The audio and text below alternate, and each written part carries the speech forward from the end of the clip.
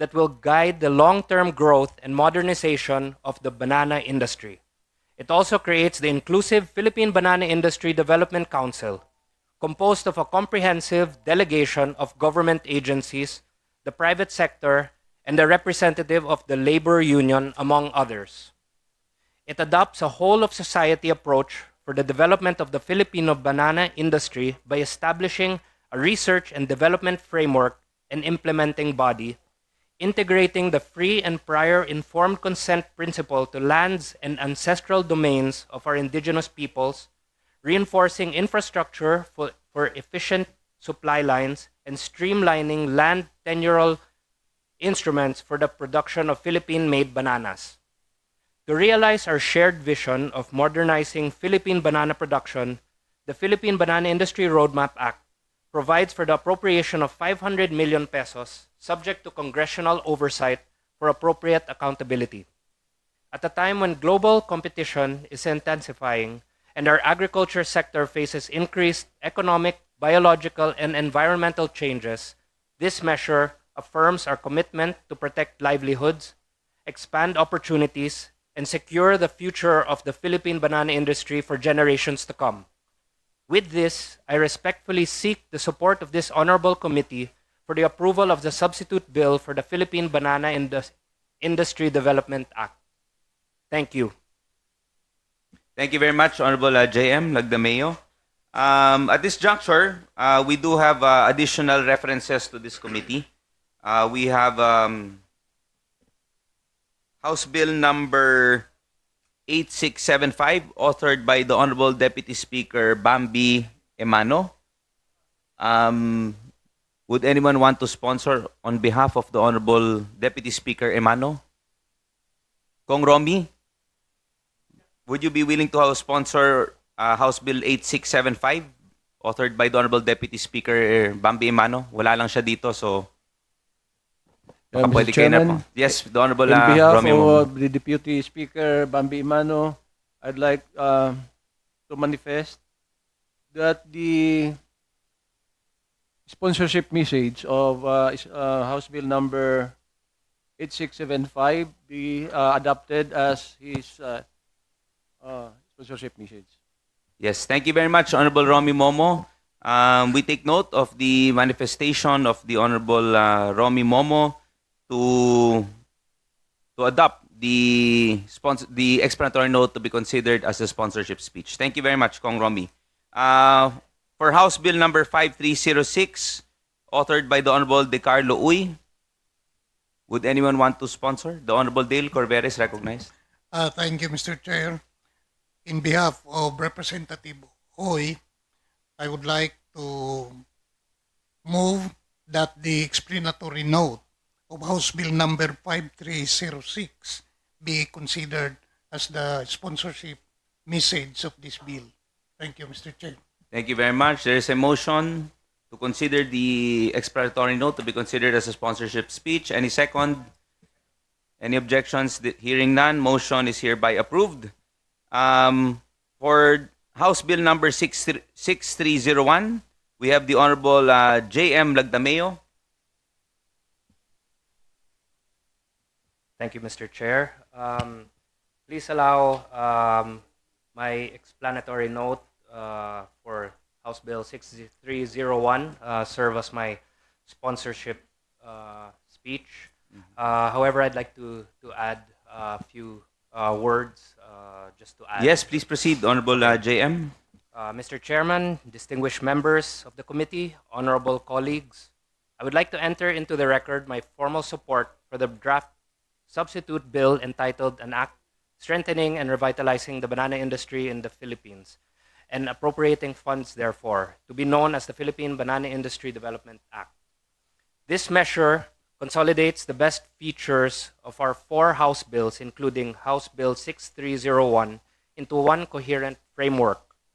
I thank my co-authors, Representatives Mendoza, Uy, Emano, De Mesa, Montes, Beltran, Barba, and Enverga, as well as the technical working group and our government and industry stakeholders for their work and contributions to this substitute measure. I respectfully ask for the committee's support in advancing it. The urgency of this measure cannot be overstated. We were once the second largest banana exporter in the world. Today, we have lost significant market share to Ecuador, Costa Rica, and our ASEAN neighbors. Export volumes have declined by as much as 47% over the past decade. Fusarium wilt, tropical race 4, continues to devastate farms across Mindanao with no commercially available cure. At the same time, while our competitors enjoy zero or near zero tariff rates in key markets, Philippine bananas continue to enter under less favorable terms. This substitute bill provides the structural response the banana industry has long needed. It creates a Philippine Banana Industry Development Council to unify policy direction and coordination and establish the Philippine National Banana Research Center in Panabo City, Davao del Norte, to strengthen disease resistance, biosecurity surveillance, and technology transfer to farmers. It also adopts a 3-year rolling development roadmap with measurable targets, ensuring the government commitments are accountable and results-oriented. To support producers on the ground,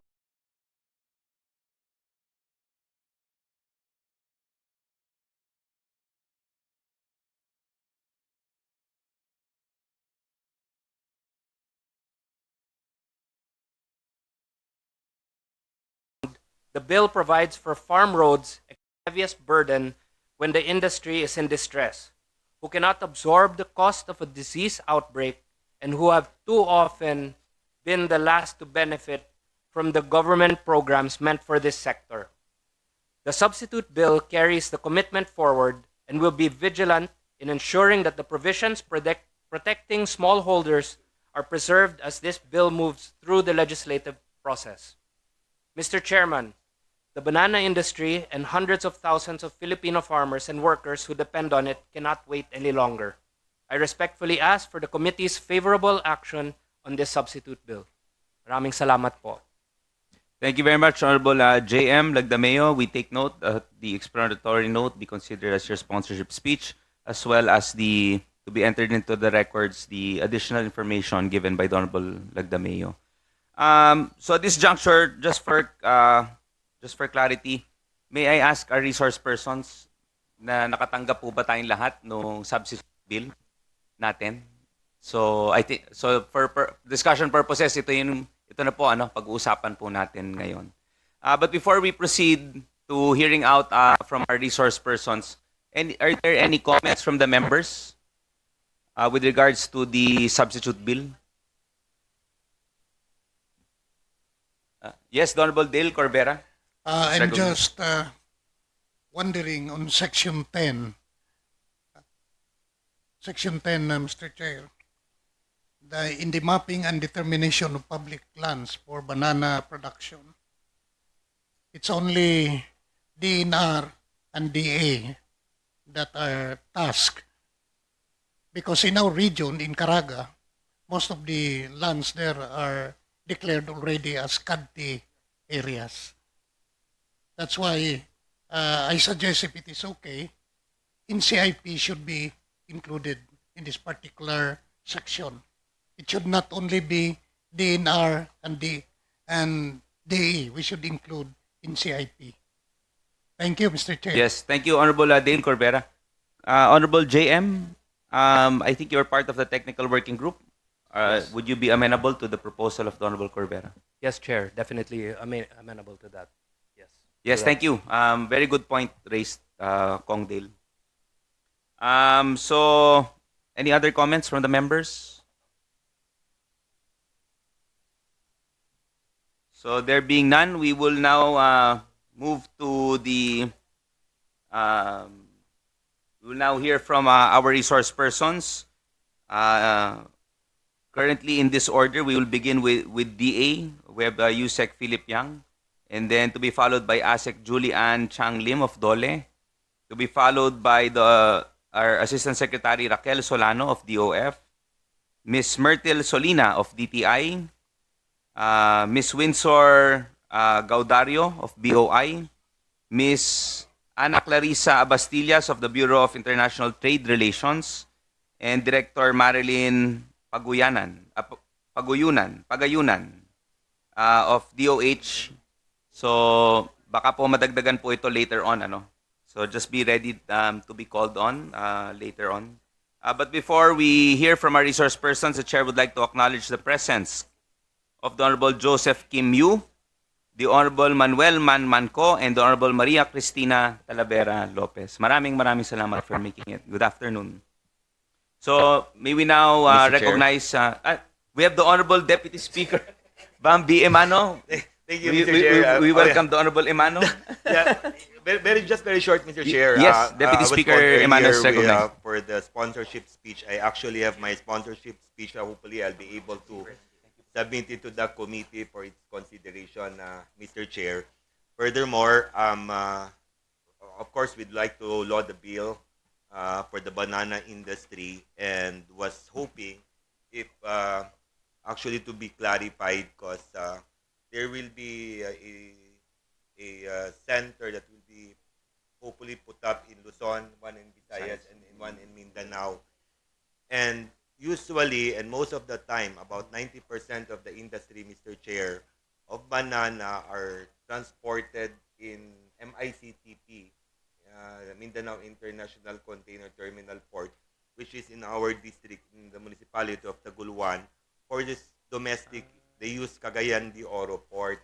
I was hoping, Mr. Chair, that if there will be facilities that will be given to the southern part of Mindanao, hopefully that maybe one will also be placed in the northern part of Mindanao because we will be taking care of the handling of all the bananas in the industries, especially for importation, for export, Mr. Chair. Again, I will submit this and hopefully it will be considered by, I know that the technical working group has been done, but hopefully it will be considered, Mr. Chair. Thank you, Mr. Chair. Yes, thank you very much. Any comment, Kong JM, with regards to the proposal of the Honorable Deputy Speaker Emano? I'm in agreement with Deputy Speaker Emano. Yes, thank you. So we will take that into consideration. The committee secretary is directed to take note and to ensure that this be included in the final draft of the bill. I think, Honorable Deputy Speaker Bambi, the research center, I think, is also of interest to Misamis Oriental. Mr. Chair. Not yes. Yes, Mr. Chair, for we will be handling all those who will be, all the banana that we will be exporting, 90% will pass through, the route, Mr. Chair, is, it usually most of the time, it's from Davao, then it passes through Bukidnon, through Buda, or some of it, Mr. Chair, passes through Caraga. That's the route. But all of it ends in MICTP, in the municipality of Taguluan, Mr. Chair. So we will be very interested, Mr. Chair, as to protect also the industry, Mr. Chair. So thank you. Yes.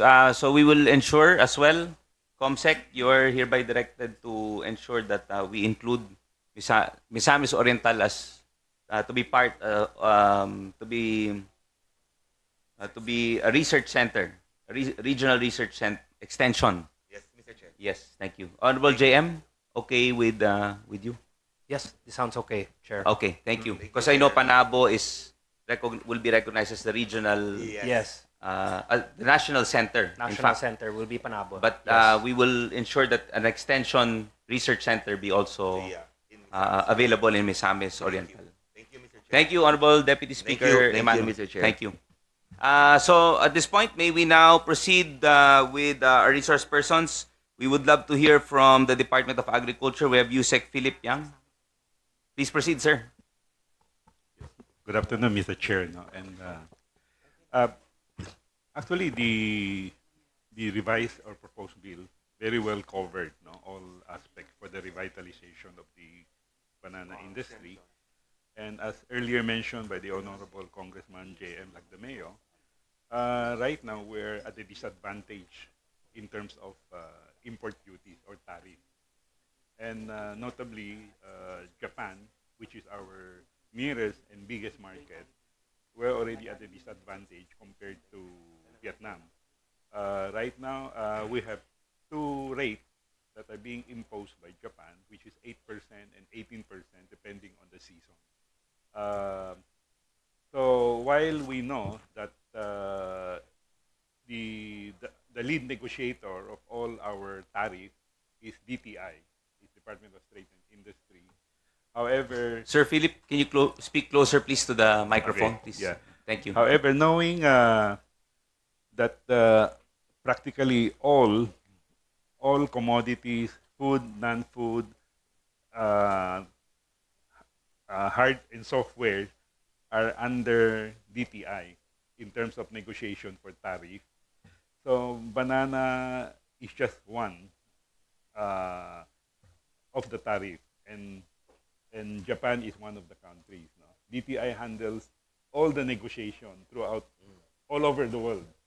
Okay, so our Secretary Francisco Tiurarel, every time he visits Japan, he will try to find time to talk to the minister to negotiate for this. No? And in fact, 2 weeks ago, the Japanese ambassador to the Philippines visited DA, and again, Secretary Kiko Laurel again raised this concern. Actually, the time for negotiation is already due through the JPEPA, Japan Partnership and Economic. However, from the Japan side, they are not, they don't have quote unquote appetite to negotiate because we have nothing to offer. Okay. So right now, Vietnam is already exporting their bananas to Japan at 0 tariff, and we are 8 to 18%. I don't know if beside DTI being the lead negotiator, if some provision can be incorporated wherein that the negotiation cannot be exclusive, because right now everybody, all the commodities are waiting for DTI to negotiate, but they have so much to negotiate. Now, in our earlier meeting with Yusek Perry of DTI, we understand that Japan is now requesting for some incentive to bring in the EV vehicles. So this can be timely for as our card to negotiate with Japan. So there are 2 points.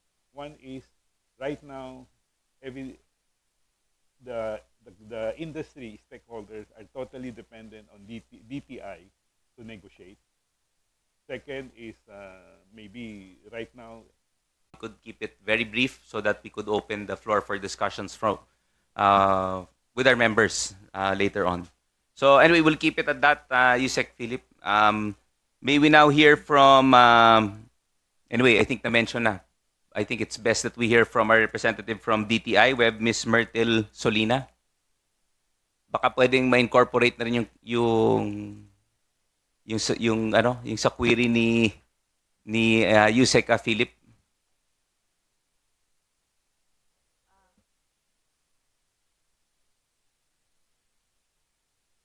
Yes, ma'am. Please proceed. Good afternoon, Mr. Chair and members of the committee. Ma'am, can you please speak closer to the microphone, please, para marinig yun. Good afternoon, Mr. Chair and members of the committee. I'm Myrtle Faisalina po from the Department of Trade and Industry Export Marketing Bureau. So we handle po the export side, but we also have a representative from the Bureau of International Trade Relations, which handles trade negotiation. May we invite her po to speak on behalf of the DTI related to trade negotiation? Yes, ma'am. Ms. Myrtle, can we get your initial comments first with regards to the substitute bill? And then siguro, yeah, we'll follow to be followed by our representative from the... Oh. Sige, ma'am. Thank you po, Mr. Chair.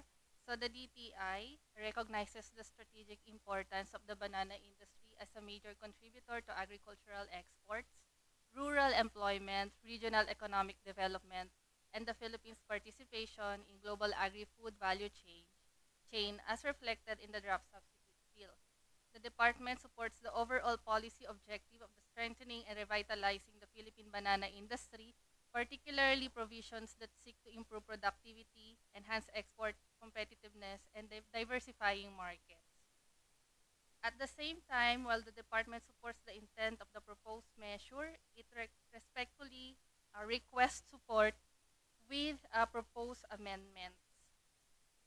Section 7H, we would like to request revision to strengthen market linkage, commercial promotion, export development, and buyer engagement for Philippine banana products with the assistance of the DTI through its relevant offices and programs. So basically, Mr. Chair, it only request for articulation of DTI's functions. Next, Section 22, variety-specific guidelines. We would like to request revision to the DA in consultation with the DTI on market and commercial requirements shall develop appropriate guidelines so that the focus po is on market commercial considerations. So, that's all po, Mr. Chair, from my end. Yes, thank you very much, ma'am. So there are only 2 points ano, with regards to the bill. Tama? Yes, Sa 2 yes. sections lang, 7 and 22. 7H Yes. and 22. Yes po, Mr. Chair. Yes, thank you. So I think as mentioned earlier, may we hear from the Bureau of International Trade Relations. May we hear from Ms. Ana Clarissa Abastillas. Ma'am, Good afternoon. Good afternoon. I'm from the Bureau of International Trade Relations, and our division actually handles the department responsible for the country's free trade agreement negotiation in both the World Trade Organization, the multilateral, also in APEC, in ASEAN, and also the bilateral negotiations of the Philippines. So we're mandated po by the Department of Trade and Industry to be handling that the trade to be the lead negotiator for all the free trade agreements of the Philippines po. okay. Ma'am, just for clarification, I'm sure you also work with the Department of Agriculture when it comes to trade negotiations. I think, do you consult the agency as well? Yes, sir. So, in each chapter of the free trade agreement, there are different chapters. So there's agriculture, there's also competition. So each chapter of the free trade agreement, there is a department that handles that as lead negotiator of that chapter, given their mandate. So for the agriculture agreement part of the free trade agreement, it's the Department of Agriculture who handles that. Also the SPS part of the free trade agreement, it's also the Department of Agriculture who handles that. So it's actually the whole of government, sir, who really takes care of negotiating. But in terms of being the lead, it's the Department of Trade and Industry, Bureau of International Trade Relations, who is the lead negotiator. So ma'am, just for clarity, the proposal of USEC Philip to stipulate in the proposed measure that DA have a bigger role would go against your charter or your functions? Sir, in terms of, for example, since if it's going to be a chapter of agriculture, it's really in the mandate of the Department of Agriculture who really handles this one. So, in my opinion, I don't think they are overstepping because it is in their mandate. It's really the negotiating like mandate which is under the department. But in terms of anything that is under the chapter of agriculture, then I on what I know is that there won't be any overstepping in that part because they're mandated. The Department of Agriculture is mandated to take care of anything that is in terms of agriculture. Okay, ma'am. Sige. Anyway, we leave it at that for the meantime. Any other comments, ma'am, with regards to the bill? Is it the same position as the DTI? If we have any additional, sir, we will be reverting. As of the moment, we are still reviewing the bill. Thank you, sir. Okay, thank you, ma'am. Thank you. So anyway, we're discussing trade relations with the indulgence of our resource persons. May we hear from our representative from the DOF? We have ASEC Raquel Solano. Ma'am, your comments on the bill muna. First, and then to be followed by yung comments niyo dun sa mga concerns sa sorry, DFA. DFA pala, sorry. I was about to inform you, Mr. Chair, that I'm the representative of the DFA and not the My OFAC. apologies, ma'am. My It's apologies. okay. Thank you, Mr. Chair, and good afternoon, honorable members of the committee and to all those who are present here. Magandang hapon po sa inyong lahat. The DFA, of course, recognizes the important role of the banana industry in or as a key contributor to the country's export earnings, rural employment, and regional economic activity, particularly in Mindanao. And the department notes that competitiveness in the sector is increasingly driven by non-tariff factors, including sanitary and phytosanitary measures and evolving regulatory standards in major importing economies. These developments require not only domestic alignment and upgrading, but also sustained diplomacy to maintain predictable and competitive market access for the Philippines. The DFA therefore supports the stated policies and objectives of the proposed legislation strengthening and revitalizing the banana industry in the Philippines and appropriating funds therefore. The bill is noteworthy in its goals of economic growth and rural development, livelihood support, and increased rural income, enhanced food security, and improved international trade. The DFA likewise sees the importance of the structural, operational, organizational implementing mechanisms in meeting or in the form of the Banana Industry Development Council, the Banana Industry Roadmap, Banana Research Center, and others. Also, the provision of 500 million budget is important for the implementation of the objectives of the legislation. Now, the department, however, notes also that while the DFA is not a member of the Banana Development Council, the DFA stands ready to meaningfully contribute through its economic policy or diplomacy mandate.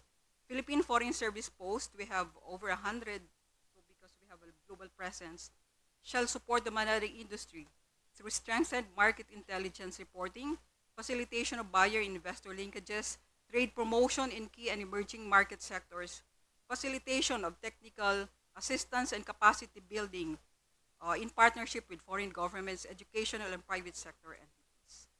So that would be all, Mr. Chair, as to the position of Department of Foreign Affairs. Thank you very much, ma'am. Ma'am, may we request a copy of your, is that an official position paper of the DFA? We'll be sending the official position of the DFA. But practically, yan na po yun, ma'am. Basically. More or Sige less. po. Thank you. So next, may we now hear from our representative from the BOI, Ms. Windsor Gaudario. Mr. Windsor, my apologies again. It's okay, Mr. Chair. So, to our honorable chairperson and members of the committee, a pleasant afternoon. So, from the Board of Investment under the DTI, we fully support and express our appreciation for the opportunity to participate in this discussion, as well as we recognize and support the intent and objective of the bill, particularly its aim in strengthening the country's economic development, particularly the banana industry sector. However, we respectfully like to note that the TTI, as of the moment, has yet to formally submit its official position paper regarding the substitute bill. As such, the points we will raise today are preliminary inputs and observations on the perspective of the Board of Investment, particularly on the alignment of incentive eligibility with the SIPP or the Strategic Investment Priority Plan, to ensure that the inclusion of the banana production activities in the SIPP follows the prioritization under criteria under the CREATE Act as amended. Mr. Chair, we will provide you the official copy of our position paper together with the official paper of the TTI. Thank you. Thank you very much, Mr. Windsor Gaudario. Thank you. So, sir, we look forward to receive your Yes. official Yes, position Mr. Chair. paper at the soonest Yes, possible time, please. Thank you. Next, may we now hear from our representative from the Department of Labor and Employment. We have ASEC Julian Chang Lim.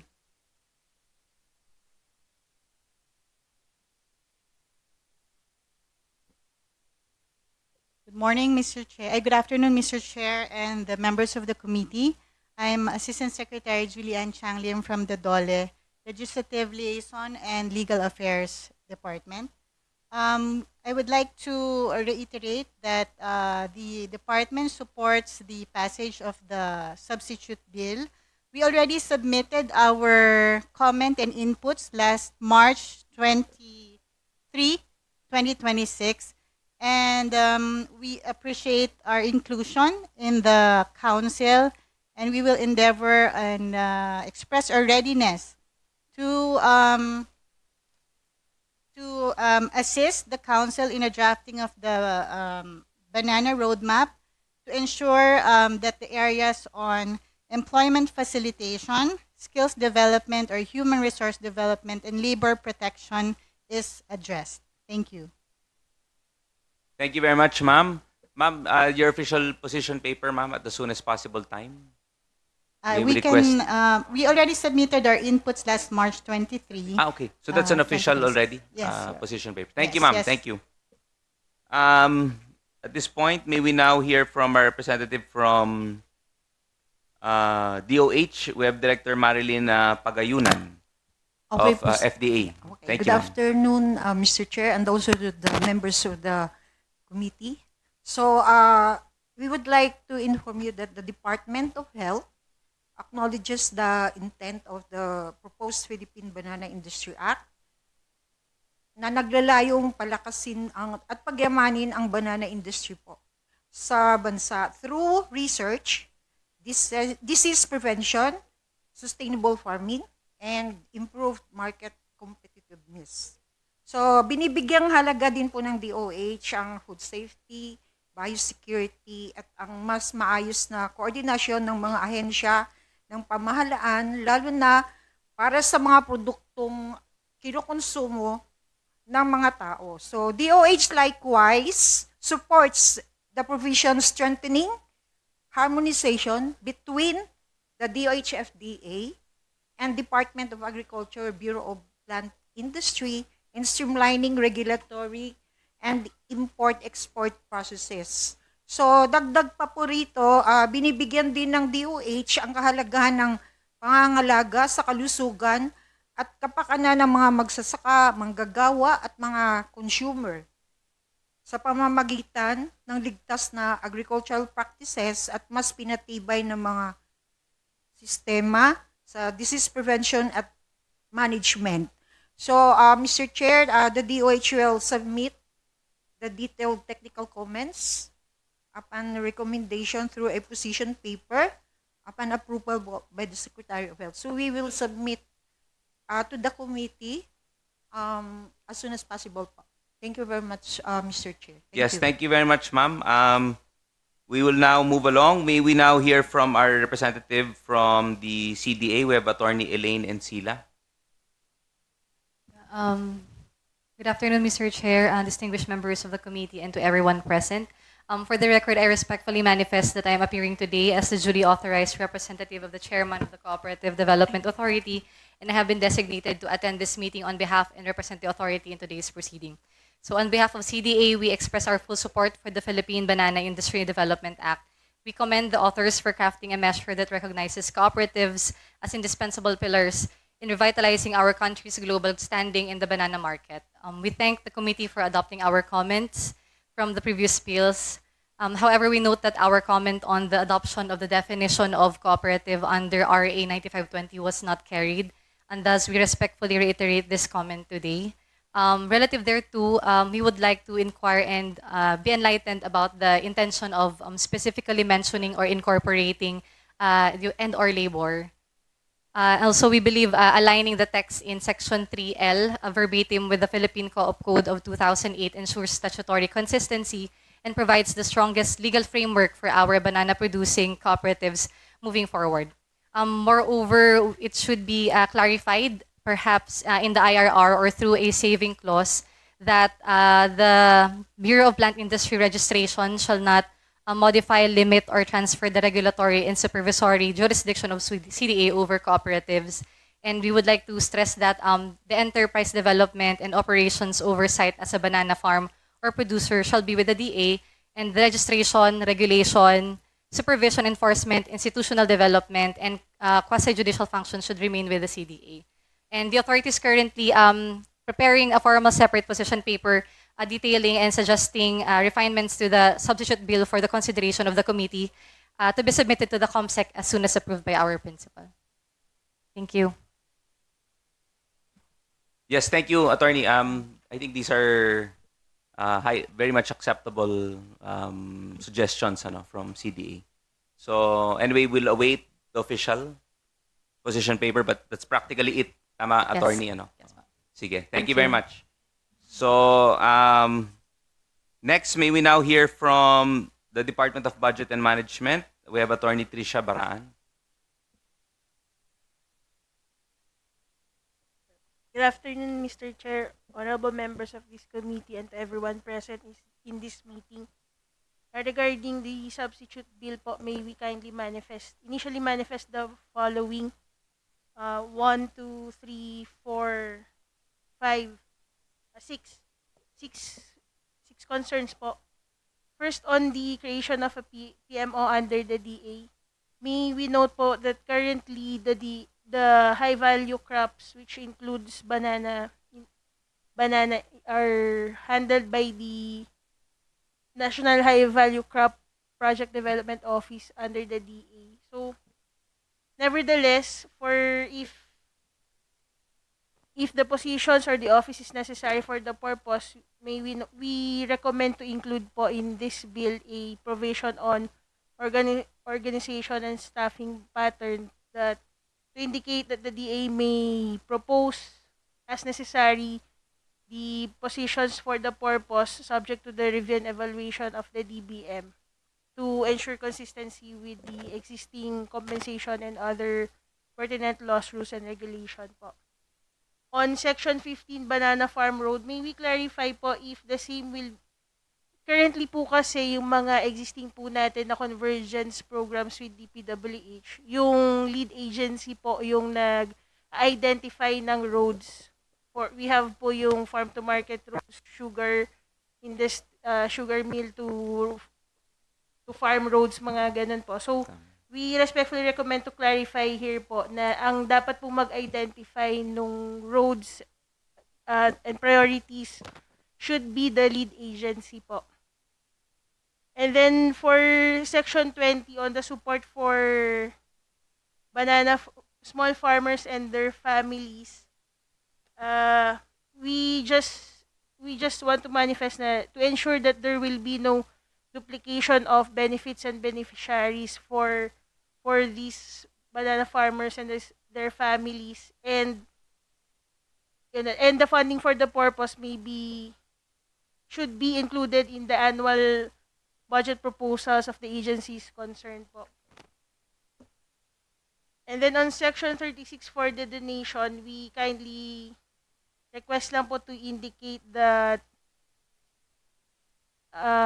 the same should be subject to the existing budgeting laws, rules, and regulations. Yan. And then, I differ po sa government corporations if they are willing to give grants po to the center, the proposed center.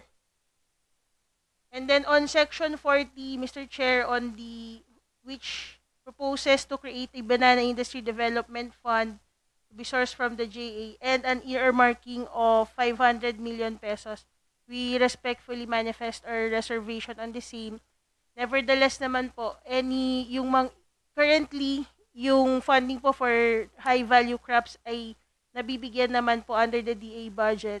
So, we respectfully recommend the usual appropriations language po for the purpose. But that is all, Mr. Chair. Thank you po. Yes, thank you very much, Attorney Tricia. Akala ko malilimutan mo na yung Section 40. Sayang, yun pa naman pinakamahalaga dito, yung Section 40. But again, I understand naman yung the position of DBM always on this matter. But anyway, we will resolve this, I guess, along the way, Kong JM. Attorney Tricia, may we request yung mga your proposed language dun sa ibang sections that you raised earlier, dun sa donations, ganyan. Baka naman meron kayong template also that you usually use. Na yung usual acceptable sa DBM. Pa-submit na please. Noted po, Mr. Chair. Thank you. Thank you, Attorney Tricia. Thank you. So, may we now hear from our representative from the Bureau of Plant and Industry, Ms. Jeronima Eusebio. Good afternoon, Mr. Chair and member of the committee. Mr. Chair, so we just received this bill this afternoon, but the Bureau of Plant Industry is supporting this consolidated bill. And Honorable Lagdameo highlighted the importance of addressing fusarium wilt, which is the most devastating disease now in the country. And this is the one disease that really making our banana production very difficult. However, I would like to emphasize that though Honorable Lagdameo mentioned that there's no cure as for now, but we have new technologies that other countries are now using, like gene-edited banana resistant to fusarium. And we also visited Taiwan in March. Actually, Yusek Yang ay dapat po ay kasama si Yusek that time because they produced 3 varieties of banana. They said it's resistant to fusarium. And this banana has been registered in the Philippines. Ano lang po ito, include lang po sa bilateral meeting with MECO and TECO. So aside from that varieties, we also have this improved variety on reduced browning because marami pong waste ang ating nakukuha once na hinog po ang banana natin. Usually natatapon na lang po, but if we have this reduced browning banana produced by gene editing also, it's not a GMO, we can also explore the possibility of using this variety. Another one being developed is the wherein if we export long shelf life, additional 10 to 14 days of before maghinog po siya, so that will be a very good alternative para po mas malayo yung mararating ng banana natin. So these are new technologies that we can explore and we can consider po. So thank you very much po, Mr. Chair. Yes, thank you very much, Ma'am Eusebio. May we now hear from a representative from DOST. We have Mr. Frederick Odehar.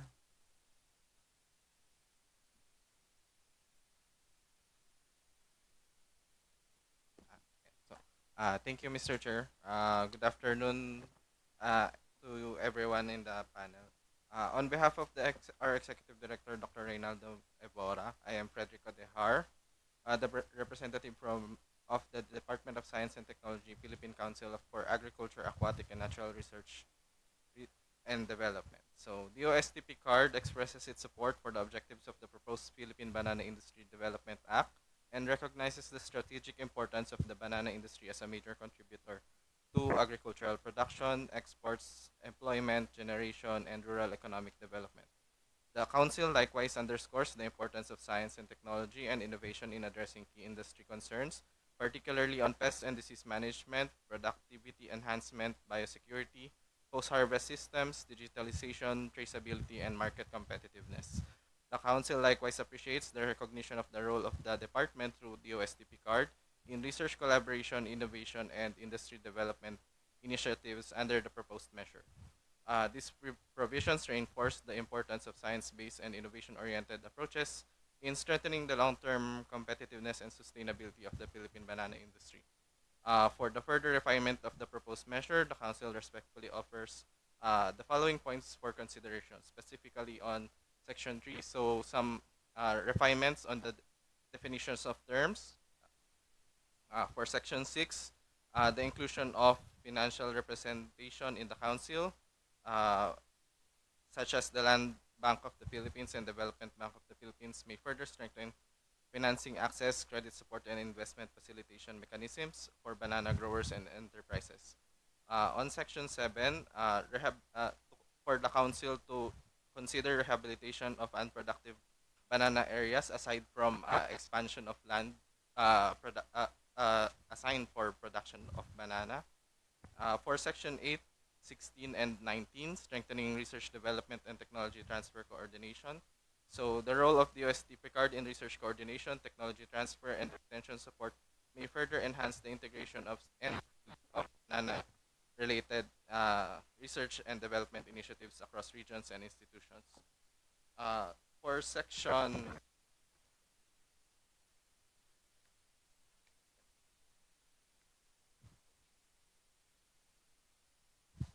For the section on PMO, some clarifications on the duties, as it reflects that the PMO will be spearheading the database management for banana industries, which could be covered also by the Philippine Banana Research Center that will be implemented. So some distinctions in there. And on Section 20, expansion of scholarship research grant support mechanism, the establishment of scholarship and research grant support mechanisms may likewise be considered to strengthen long-term human resources development, innovation, and research capacity for the banana industry, particularly for children of smallholder banana farmers pursuing studies in agriculture and allied disciplines. Lastly, for consistency and institutional clarity, the bill may uniformly refer to the Council as the OSTP card in all applicable provisions of the proposed measure. With this, we express our sincere appreciation for the opportunity to contribute to this important legislative initiative.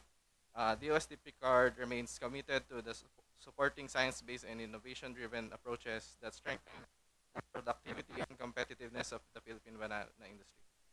We will submit our official position paper that's available. Thank you.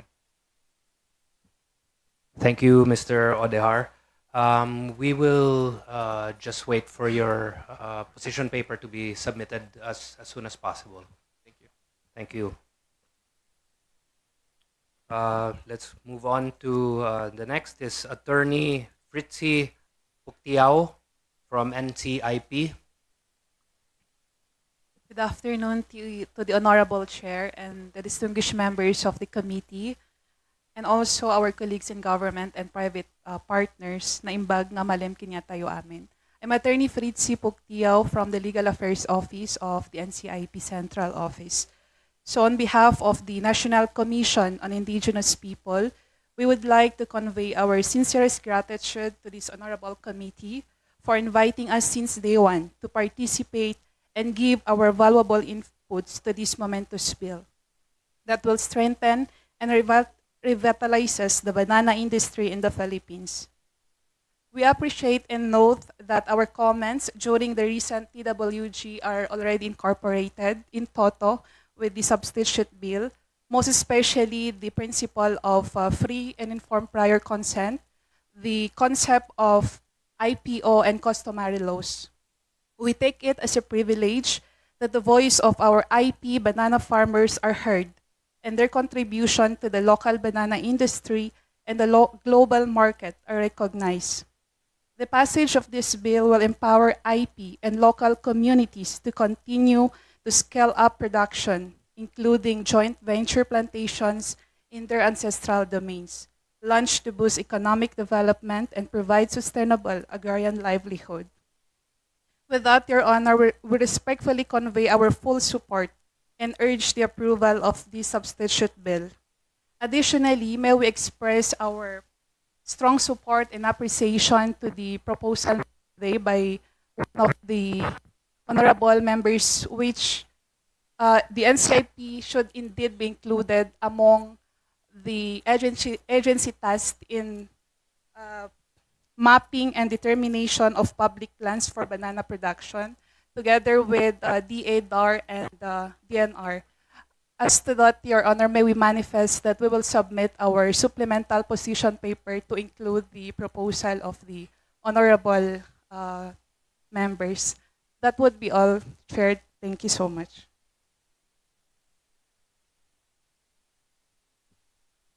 Okay, thank you very much, ma'am. Thank you. May we now hear from our representative from TESDA, Ms. Carla Di Salvo.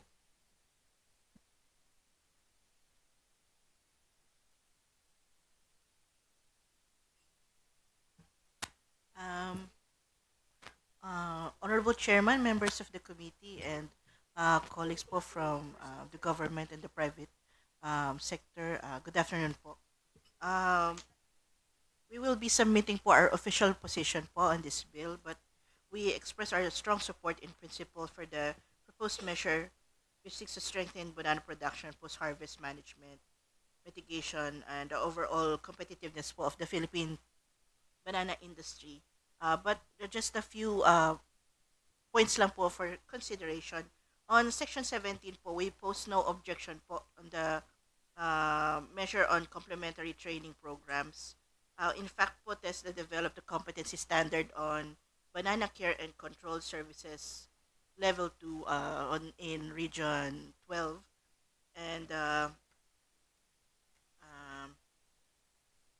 on Section 20 po, there is no mention po of test with first the local government, the LGUs, through the Train Local program by encouraging them and incapacitating them to conduct their own community-based training in order to respond to the skills needs of their own communities, yung kanila pong mga localized skills needs.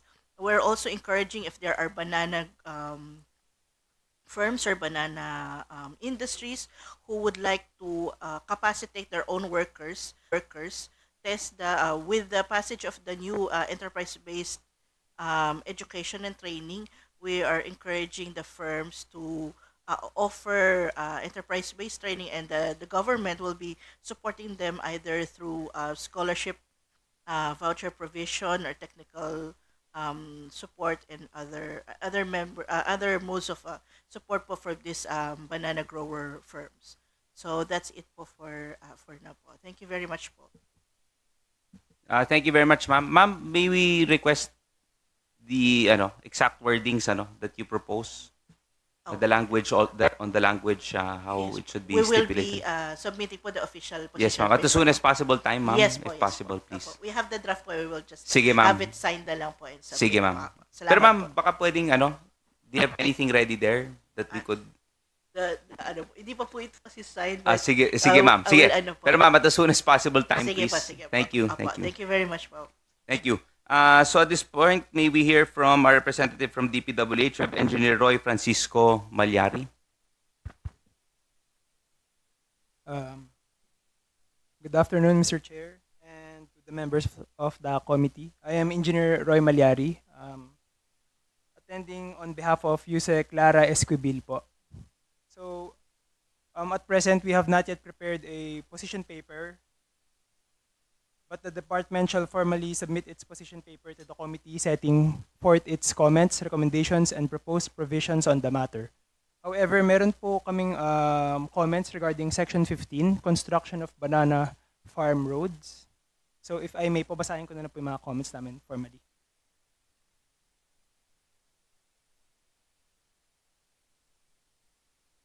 With regards to the maintenance of the Daan Sagingan, the department is of the opinion that responsibility therefore may be transferred to the concerned LGU upon turnover of the project. Upon turnover, the Daan Sagingan becomes part of the local road network and is therefore more appropriately managed and maintained by the concerned LGU, consistent with the principle of local autonomy and the LGU's responsibility over local infrastructure and public works within its territorial jurisdiction. Relative to the implementation of the Daan Sagingan program in areas covered by ancestral domains, The department reiterates that all issues and concerns pertaining thereto shall be addressed and resolved during the project planning stage, to be undertaken by the Department of Agriculture in close coordination with the National Commission on Indigenous People prior to the commencement of project implementation. Further prioritization of the Ansagingan projects shall also be spearheaded by the DA in coordination with other concerned agencies. And lastly po, relatively to the certification and the necessity of farm-to-market roads traversing areas under 5 hectares, the department is of the opinion that such function may more appropriately fall under the responsibility of the lead agency, considering its technical expertise and primary mandate over the agricultural development po. Yes. So, is that all? Yes, Engineer? Mr. Chair. Yes, thank you. So, may we again request the earliest time possible to be on your position paper to be submitted to this committee? Yes, Mr. Chair. Yes, thank you. Thank you po. So, Kong Manman, we have a few more. May ano tayo kasi, mga kasama, pakinggan na rin natin sila. We have members from the stakeholders from the banana industry. So, maganda marinig din natin yung comments sila. I hope you could be patient enough na matapos natin. Maganda mapakinggan din natin yung ano po nila. Thank you, Kong Manman. So at this point, may we now hear from Mr. Edmond Quaresma of ULAP. Good afternoon, Chairperson Enverga and honorable members of this committee. The Union of Local Authorities of the Philippines expresses its support for the proposed Philippine Banana Industry Development Act and recognizes the vital role of the banana industry in promoting rural development, employment generation, agricultural productivity, and local economic growth.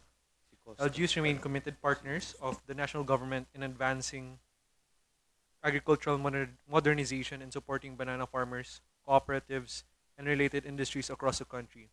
At the same time, ULAP respectfully submits initial recommendations to ensure that the proposed measures remain implementable at the local level. Firstly, ULAP respectfully recommends the inclusion of representatives from ULAP, LCP, LPP, or LMP in the Philippine Banana Industry Development Council. Considering that LGUs are assigned substantial implementation responsibilities under the bill, it is essential that local government units are directly represented in the formulation of policies, programs, and the Philippine Banana Industry Development Roadmap.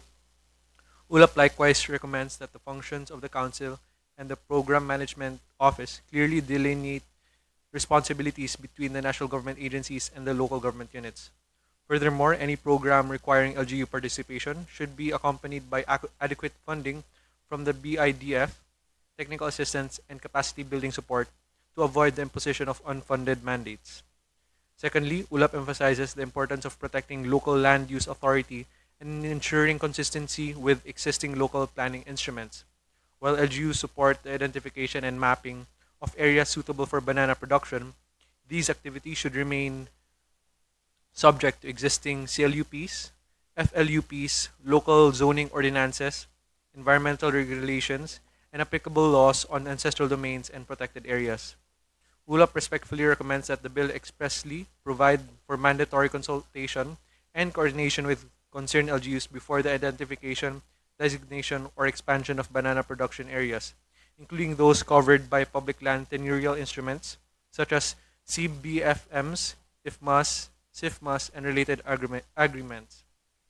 Thirdly, the proposed Philippine National Banana Research Centers should likewise institutionalize direct coordination mechanisms with LGUs to ensure that local governments are able to effectively utilize research, biosecurity protocols, and technology transfer initiatives in their respective localities. Finally, ULAP recommends that all LGU-related responsibilities under the proposed measure be consolidated under Section 25 to establish a clearer and more coherent framework for local implementation. These include responsibilities relating to extension services, disease quarantine support, data collection and surveys, cooperative development, infrastructure coordination, identification of production areas, and participation in research and technology transfer activities. ULAP remains committed to working closely with Congress and relevant national government agencies to ensure that the proposed measure effectively strengthens the banana industry while remaining responsive to local development realities and capacities. We will submit our official position paper once it is approved by the National Executive Board. Thank you. Thank you, Sir Edmond. Sir Edmond, yung baka pwedeng you can include in the position paper the proper language, I guess, to be used, with section 25, no, as you've mentioned earlier. Thank you. Anyway, I'll ask a few more questions on that later. May we now hear from our representative from DILG? We have Attorney Noel Sala. Good afternoon po, Mr. Chair, members of this committee, fellow public servants, and everyone present here today. The department is yet to submit its position paper on the substitute bill seeking to strengthen and revitalize banana industry. However, we would like to convey our initial position, observations, and comments.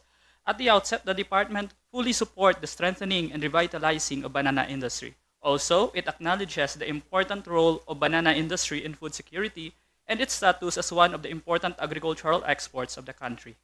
It was observed that the department is designated as a member of the Philippine Banana Industry Development Council.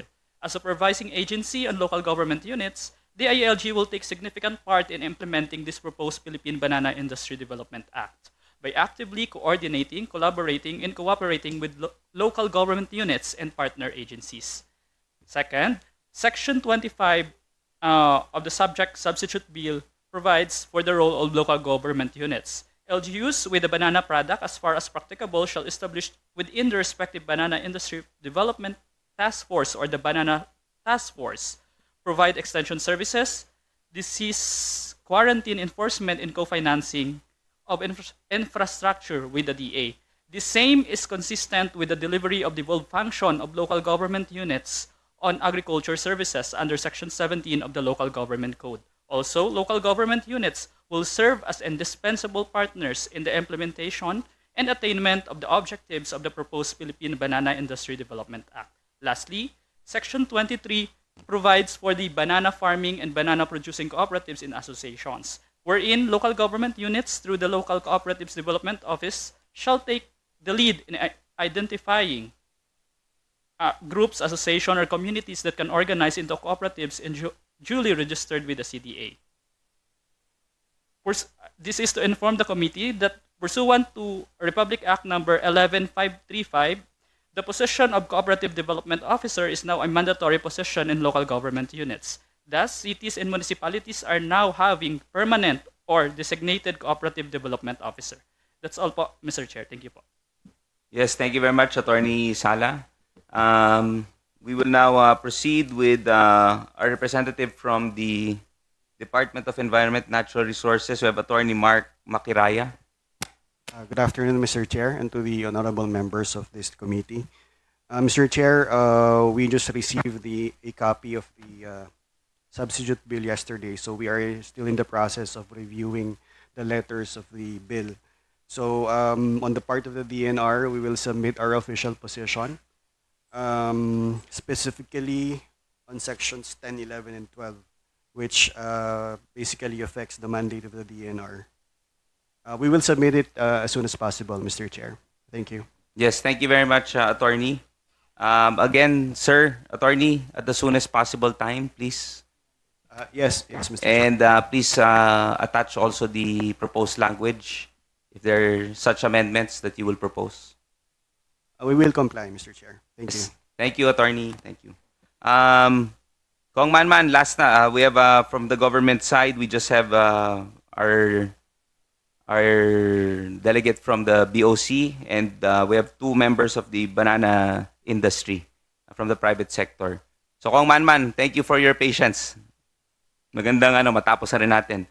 May we now recognize Attorney John Cedric Comon of BOC. Good afternoon, Mr. Chair, and to the honorable members of this committee and our esteemed colleagues from the government and the private sector. The BOC would like to express its full support to the initiative of the proposed measure in the development of the banana industry of the Philippines. As of this date, a position paper has already been prepared by the BOC. However, we would just like to manifest that the position paper is on the previous version of the unnumbered substitute bill. However, upon perusal of the current version of the number substitute bill, it appears that the provisions that we have commented on is the same. We would just like to raise as a preliminary our observation that with respect to importers who will claim the incentive for duty-free importation, to require them to secure a tax exemption endorsement from the Department of Finance, and as well as the inclusion of a statement in the provision under Section 26 of the Unnumbered Substitute Bill to reflect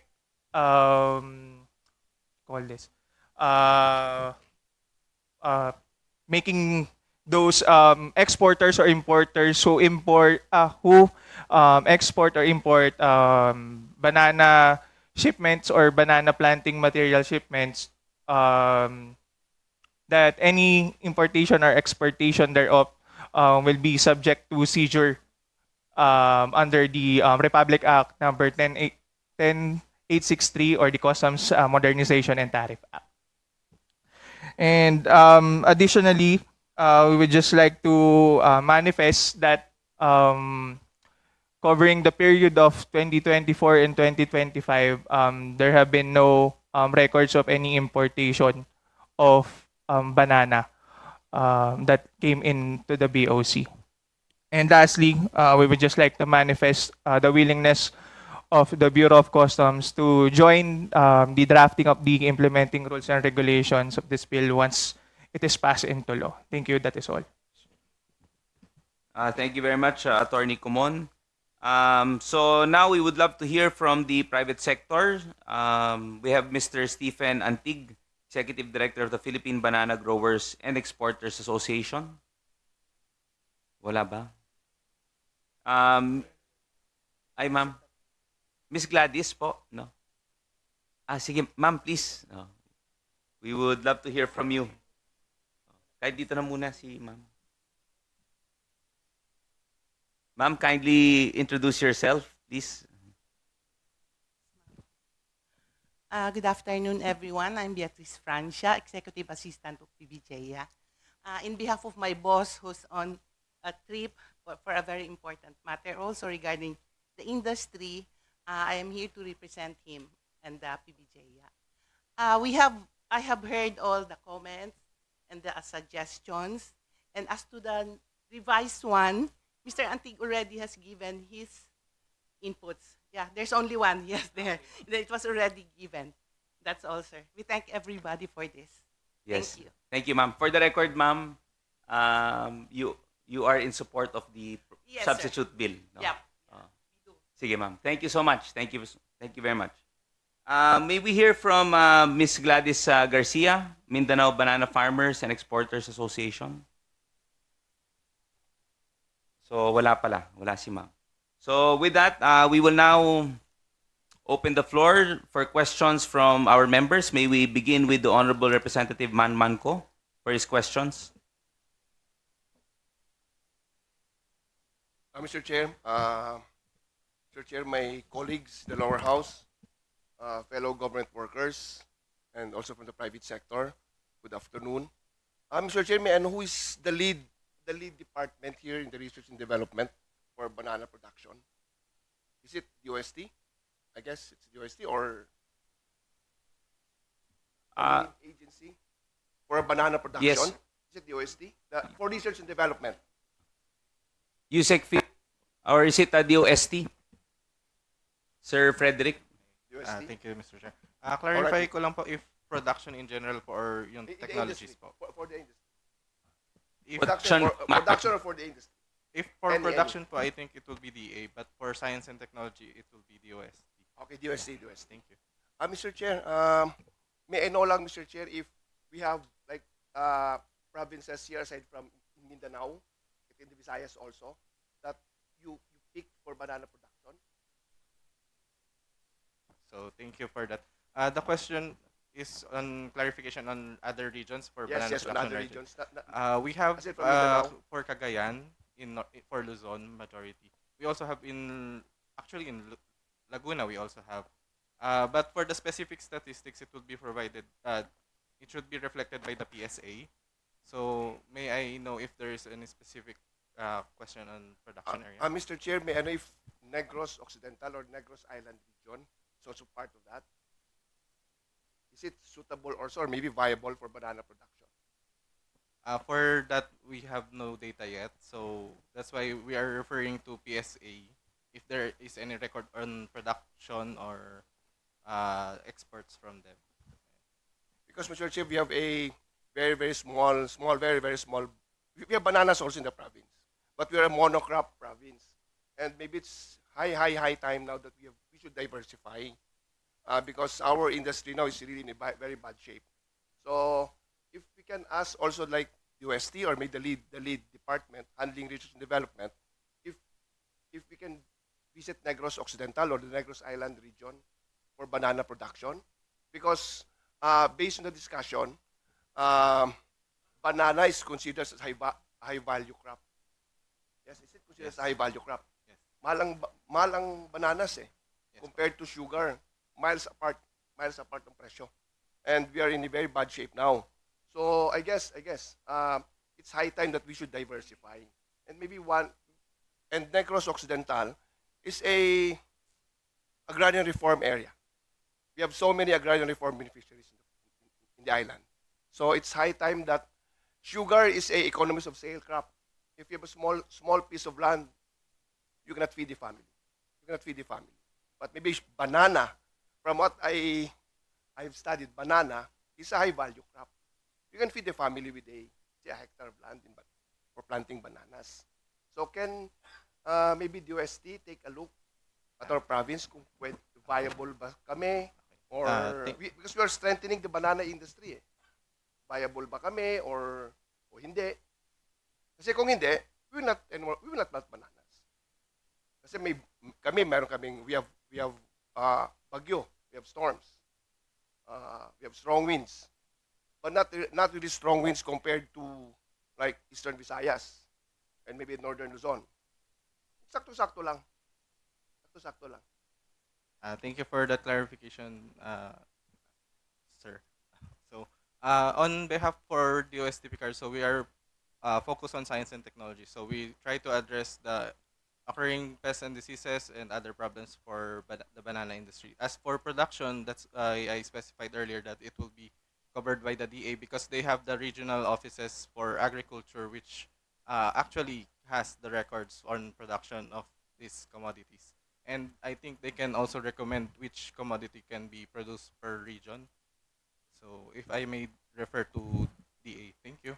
Yes, Sir Frederick. Kong Manman, anyway, Yusek Philip, do you have any idea with regards to the concern of the Honorable Manman ko? As with regards to mapping out where potential banana producing areas there could be, or could you give us at least an idea where it is viable to plant bananas? Yes, Mr. Chair.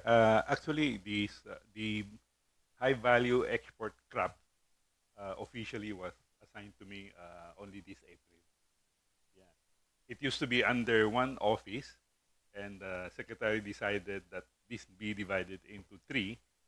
One is the high-value crop for domestic, mostly are the fruit and vegetable, the highland and lowland. And the 16 high-value export commodities officially was assigned to us this April. And also, we have another office now, concurrently handled by Yusek Jerome Oliveros, who is the Yusek for special concern. He's assigned to handle coffee, just coffee alone. Yeah. Now, we're now working with various DA agencies, including the Bureau of Soil and Water Management. We're doing a geomapping on what is the ideal place to propagate the right commodity, because right now it's all scattered. So we are now rationalizing That is our uh, initial framework that we are working on. And we are also working closely with Bureau of Plant Industry to identify the areas also. Thank you. Yusek, anyway, ma'am, would you be familiar with potential key areas for banana plantations? Would, just to answer the question of the Honorable Manman ko, Yes po, Mr. Chair. I think the area NIR is very much suitable to banana production since it requires warm climate and adequate rainfall. I think you have that, Honorable Manganko, in your area. Ma'am, Mr. Chair, can I please, ask a please question? proceed. Okay, Mr. Chair. Ma'am, can we visit your office so for let's say you can take a look at our area? Yes, sir. Anytime po, you can So visit our we have office. organized farmers in our area. We have so many organized farmers in our area. So maybe we can take a look at maybe changing crop, not really like complete change, but we let them try if banana is suitable in that area, in certain areas in Negros Occidental. Yes po, I can get your contact number so that we can arrange po the visit in your area and determine po if the area is suitable for banana production. But I think it's suitable po, sir.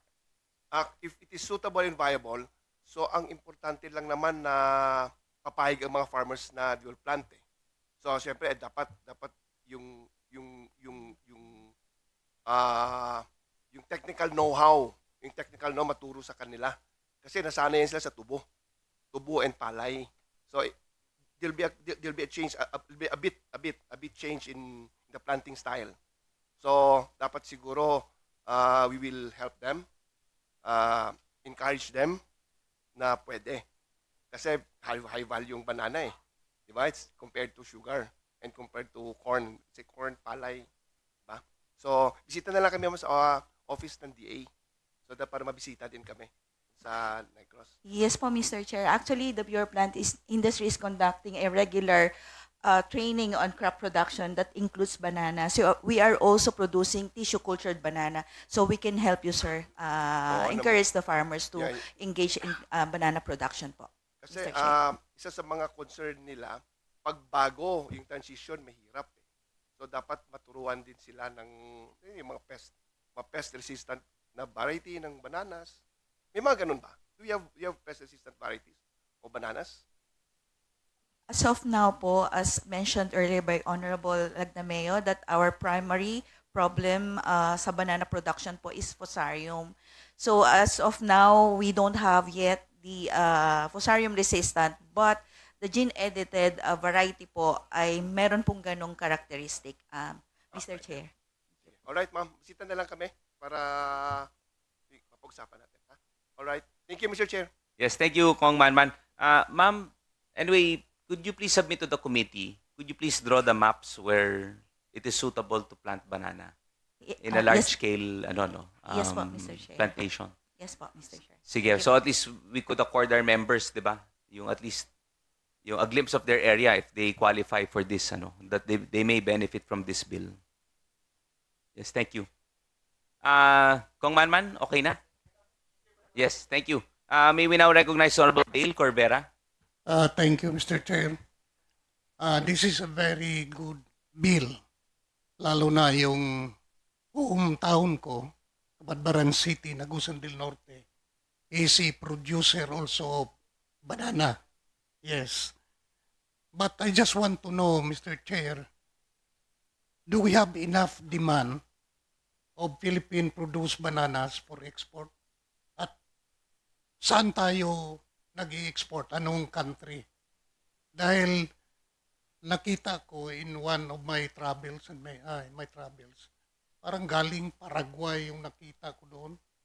Saan yung major na yung country na talagang sinusuplayan natin ng banana, exported natin ng mga bananas? Mr. Chair. Yes, thank you. Yusek Philip, may we um, request to respond to the concern and Yes, the Mr. queries of Chair, the Honorable Corbera? the Honorable Congressman Corbera. Actually, we have a big demand of banana. No, however, this draft bill is very timely. No, because right now our banana industry is, I will say, almost in the ICU. Okay. The reason is number one, there was a trip made by PBJA and some of the officers to Cambodia and Vietnam. They reported that Cambodia and Vietnam are really expanding their banana plantation. And most important, actually, we really have to find ways of helping the banana industry, especially on the farm input. Okay. Anyway, we just received this draft bill this afternoon, and we have never been invited to the technical working group meeting. No. Anyway, number one, for if I may propose, and we will include in our position paper, if the banana industry can be given a recovery period, no, wherein they will be allowed to import tax-free farm input, fertilizers, and farm input, no, in order for them to recover and be competitive. Because based on the report from the trip of the PBJ officers, our farm input is about 30 to 50% higher than Vietnam and Cambodia. So it's really very alarming. No? So if there's any way, if we can provide a period of retrieve and recovery for the banana to help them bring down their costs in order to be competitive, aside from what I mentioned earlier, are the tariff. There's a big market, and I was talking to a big stakeholder, and he was telling me just 2 weeks ago, Philip, if we don't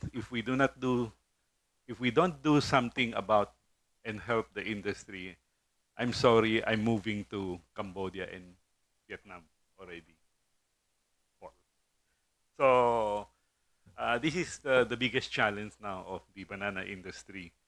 So it's timely. However, there's also some assistance that are needed aside from the tariff, the input, no.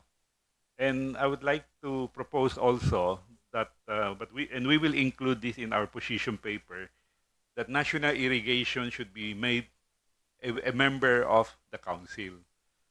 There is a letter now that was furnished to the Department of Agriculture, wherein the stakeholders are being billed and collection are being demanded by national irrigation to the tune of multi-million, as high as 50 or more million per company, which they need to reconcile because they are not aware how they are being billed, and in fact, they are not using the NIA water.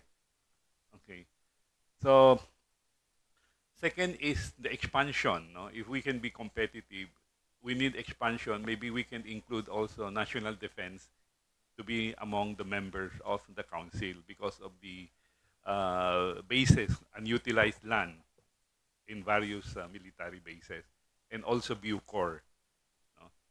Now, and also if we can include DFA to be a member of the council, no? Because they have more than 100 attaches all over the world. And in fact, we're now in discussion with DFA to work closely, and need the help of the DFA attaches. No? And also with maybe an emergency move is to request DOLE for the TUPAD program, if this can be applicable to the banana industry, because there is an there was an increase of wage, and this is costing millions, which the industry cannot afford at this moment.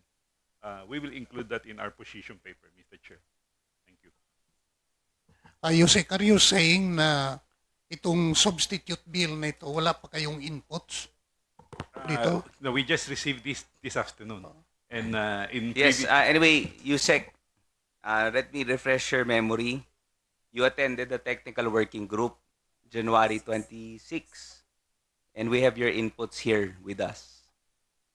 So, yeah, but I think that you have received also a copy of the substitute bill.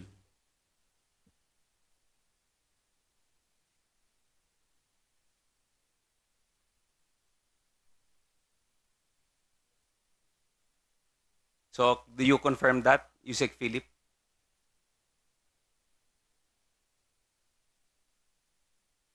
So, hindi kami nagkulang dito sa side namin. Yeah, we commented on the TWG. Yes, and the substitute bill. The substitute bill, no? Yes, we were advised by your liaison officer that you have received a copy of the substitute bill.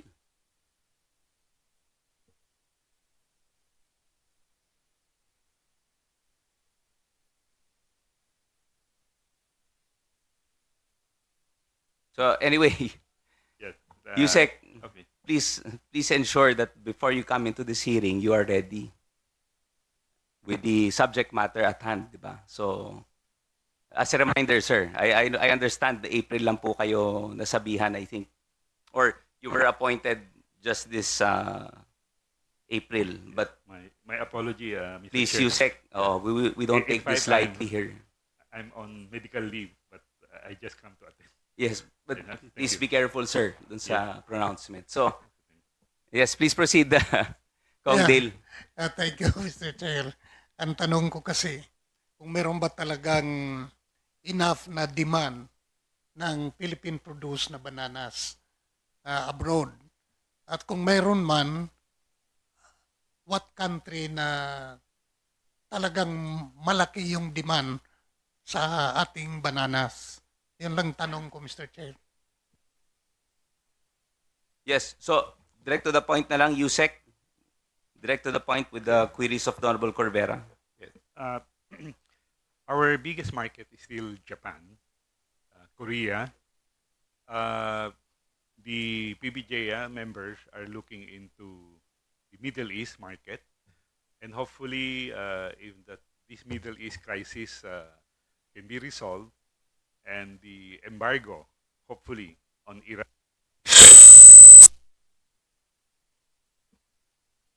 And used to be a very big market for bananas for this industry, but it had stopped because of the embargo. Thank you, Mr. Chair.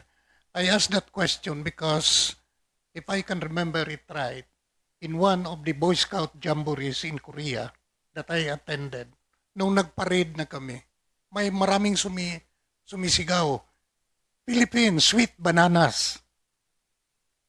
That's why I ask if still Korea one of our major customer sa ating mga bananas ngayon. Dahil popular ang Philippine banana sa Korea. I do not know ngayon. Yes, Yusek Philip, anong market share natin sa bananas? Actually, For Korea? we're not a big exporter now to Korea because of the disadvantage on the tariff. But there is a tariff negotiation which was already ratified that there is a de-escalation clause every year until 2028. We'll be able to reach, I think, zero and be competitive with Vietnam. Yes, Kong Dale? Yeah, You want to follow? anong country, what country na mahigpit natin na competitor sa ating bananas? Vietnam po. At now Cambodia is coming in very strong. In other words, there is really a need to revitalize or banana production in the Philippines. And do you agree, Yusek, that this bill is already enough to address that problem? We will give our comment and we'll be allowed to submit additional comment in our position paper. Thank you. Okay. Thank you, Kong Dale. Yes, I think yes, I'm sure yes. BPI would Yes. have a bit of more data. Sige. Yes po, Mr. Chair. So I just want to share po the data from the Planned Quarantine Service wherein sila po kasi yung responsible doon sa pag-monitor ng ating export. So ang ating pong mga countries na pinagdadalhan po ng banana Cavendish fresh, ang first po ay Japan, we have China, we have Korea, Iran, Kingdom of Saudi Arabia, UAE, Iraq, Hong Kong, Qatar, Singapore, New Zealand, Kuwait, Malaysia, Bahrain, Oman, Mongolia. We have USA also, Russia, very minimal, Brunei, and Pakistan. And very minimal pa po dun sa ibang countries. And last 2025 po, the total export po natin is around 1,788,150.20 metric tons po ang ating na-export po. So, the quarantine po, BPI has the record po for the volume of our export po. Mr. Chair, thank you po.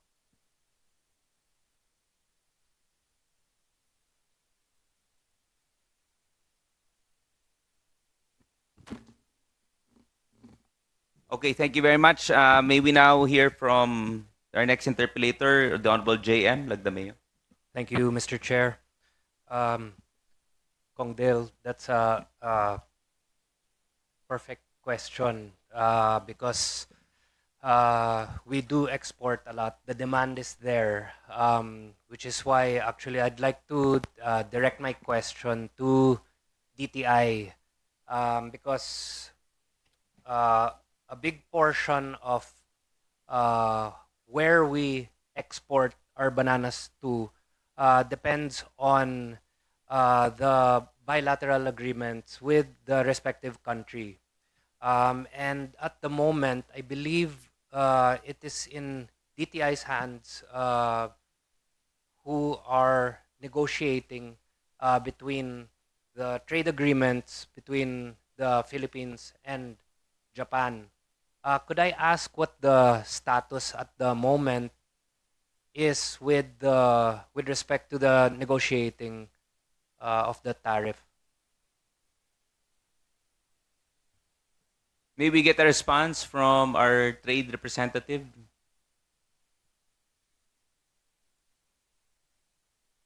I think Anyone from there was somebody from DTI who expressed specifically that they were in charge of the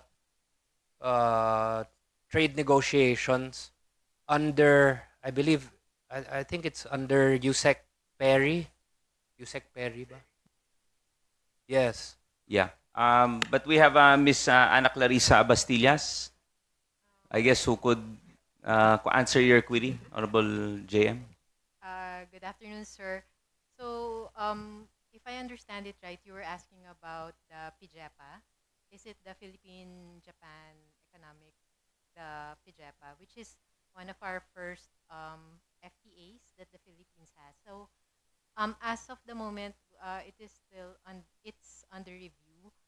So we will provide the committee the status, the present status of where it is right now. So we will just provide the response as soon as possible.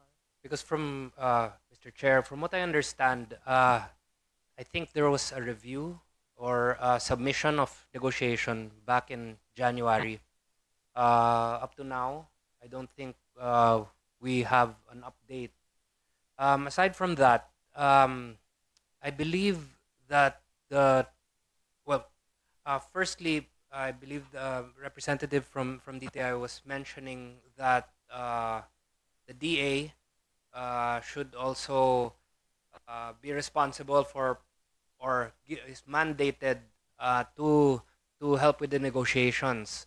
The problem I see there is that the trade negotiations should really be done by DTI, because we're not only talking about trade negotiations for agricultural products. DA, yes, handles agricultural products, but the Philippines also trades in other products. So I think that there are other products that we may be able to negotiate with between Japan and the Philippines that don't only depend on our agricultural exports. So, which is why again I'm asking regarding the status, and if we know where the negotiating is, or where it stands at the moment. Thank you for that query and for that question.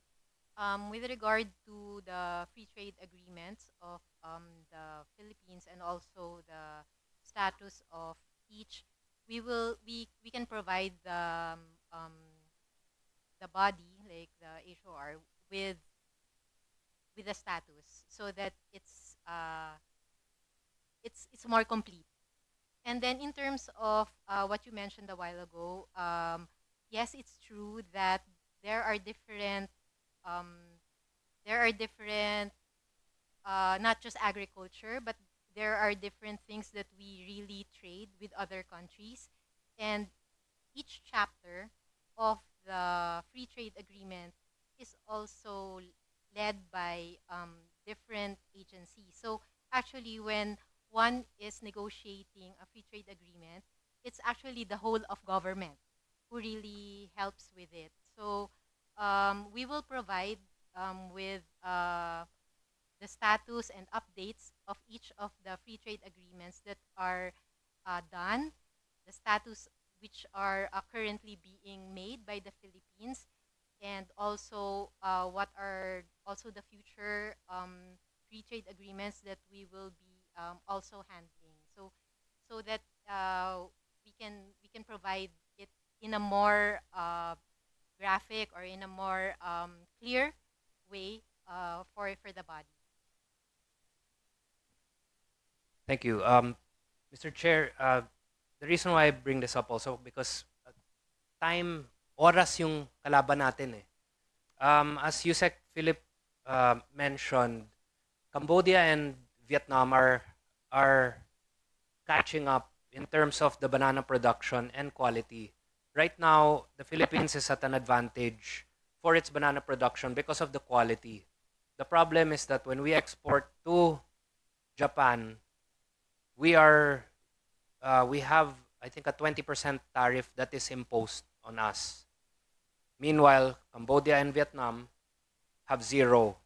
So while Cambodia and Vietnam are catching up with their quality of production, as Kong Dale asked or questioned, is there a demand? The demand is there. So I think it will really make a big difference if these trade agreements are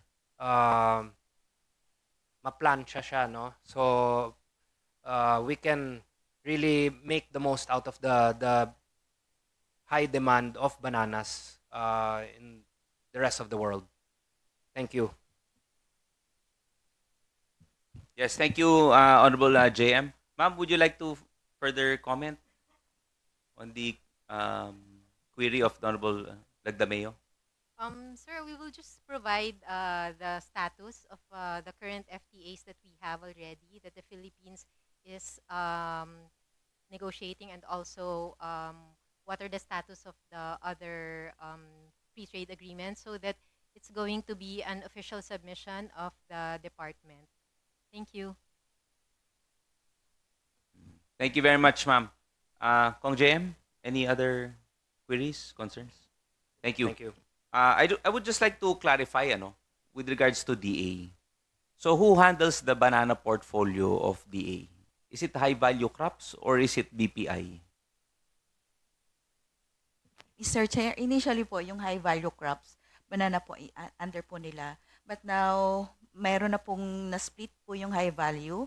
Under po ni Yusek Philip yung exportation ng Yes, banana. ma'am. Pero previously, kanino ba yung banana? High value po, Oo. Mr. Chair. Yes, because I asked this question because of course dun sa proposed na ano natin substitute bill, tina-transfer kay BPI ngayon lahat.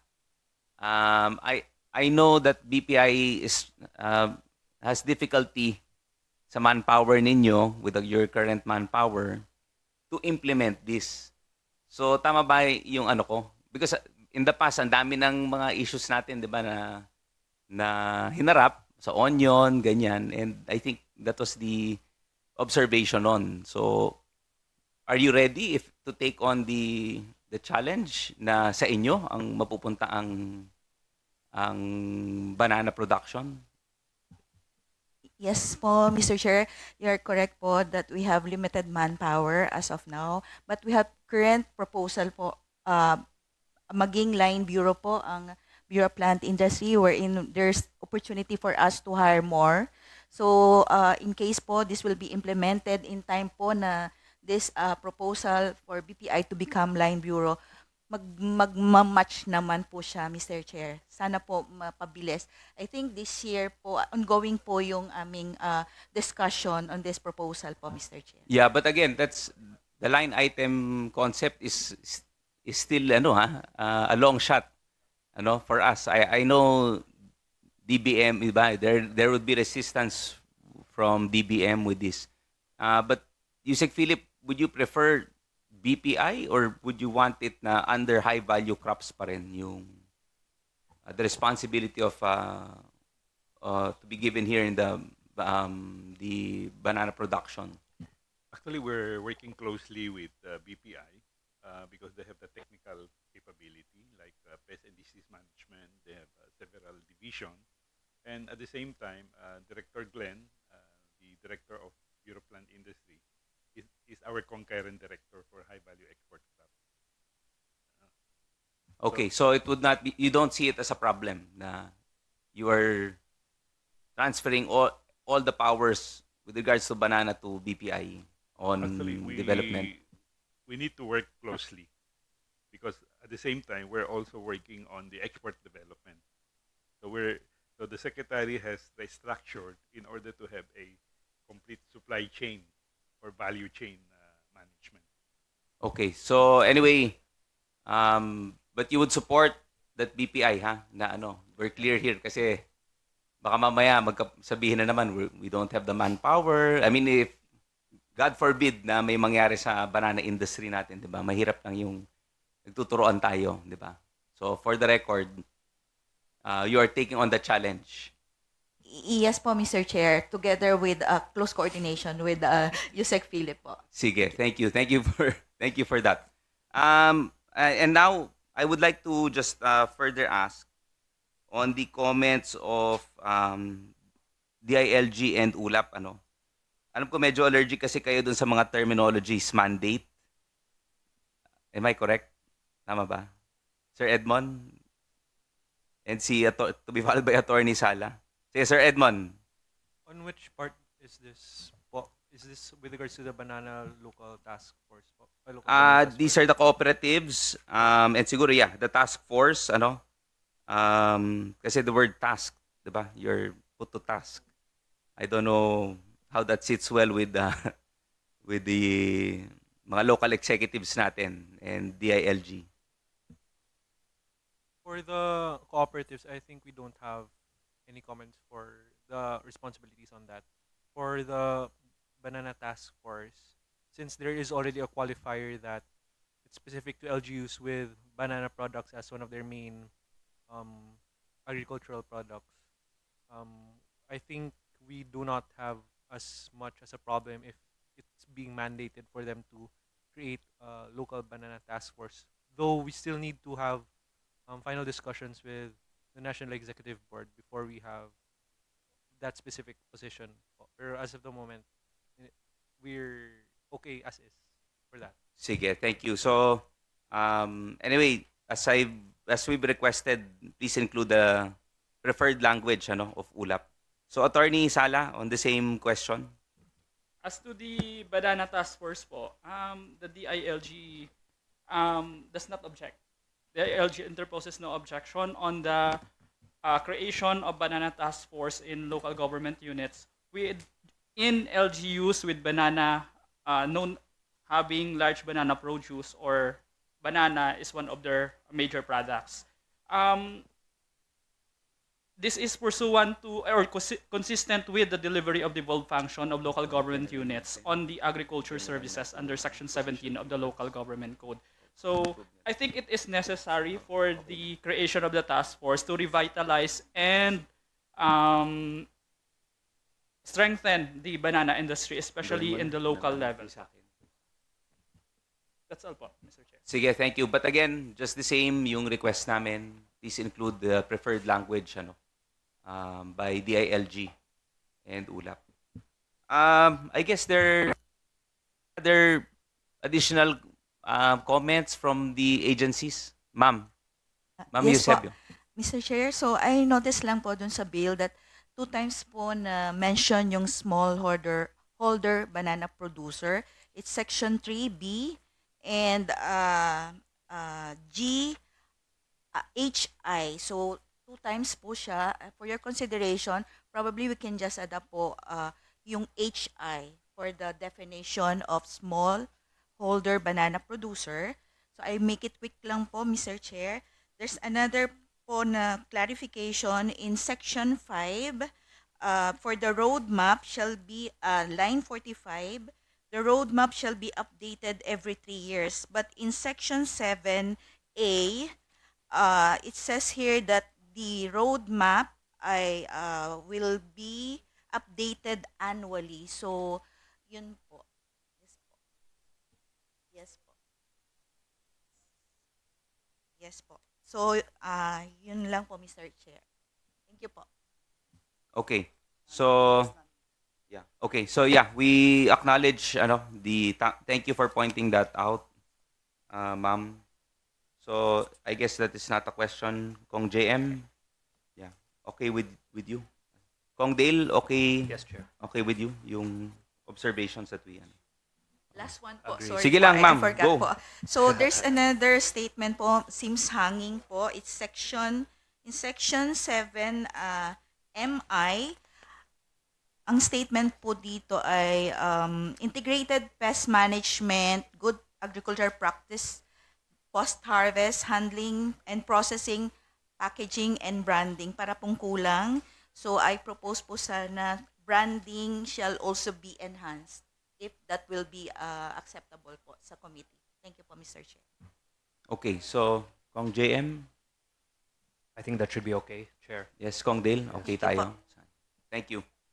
I'm just concerned yung the point raised kanina by Attorney Makiraya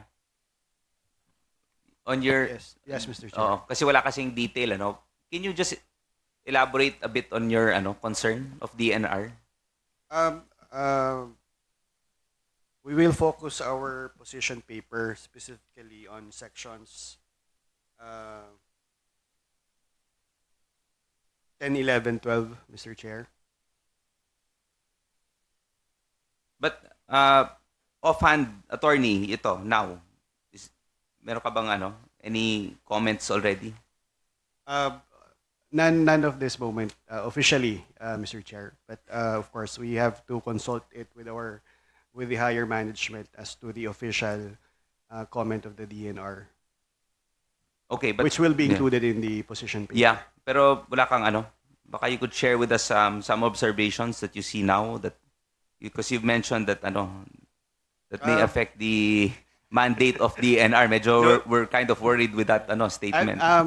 In such a way that the things that we will just comment on, Mr. Chair. Well, personally, without binding my principal. Yes, okay. Mr. Chair. Go ahead. We won't hold you to it. So, but we just wanna hear your side. What exactly you With you mean. regard to Section 12, Mr. Chair, well, there is already a new tenurial instrument which was introduced by the Forest Management Bureau. It's called the SLFMA, or the Sustainable Land Forest Management Agreement, which incorporated all existing tenurial instruments. So possibly those future applicants for banana plantation can use that instrument instead of specifically using the existing tenurial instruments. Do you see any solution to this? Meron kang recommendation? Well, again, non-binding recommendations. I think it's just safer to we will just comment on the we will just put our comment on the official position paper from the DNR, Mr. Chair. Sige, thank you very much. So, yes, Attorney Elaine. Elaine? Yes, Mr. Chair, we would just like to add under Section 13AI, letter I, the authority would like also to recommend adding a certificate of compliance requirement for the cooperatives applying for registration as banana producers, except for cooperatives na newly registered with the CDA.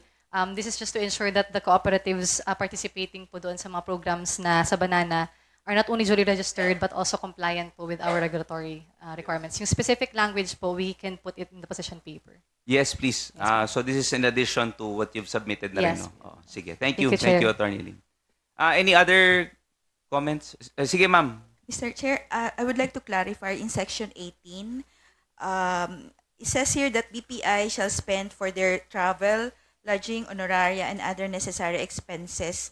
So does it mean po ba that we have to propose separate funding to perform po this function? Thank you po, Mr. Chair. Yes, thank you. Yeah. So, Kong JM, would you want to... Where is it? Could you Section repeat where 18? this Section 18?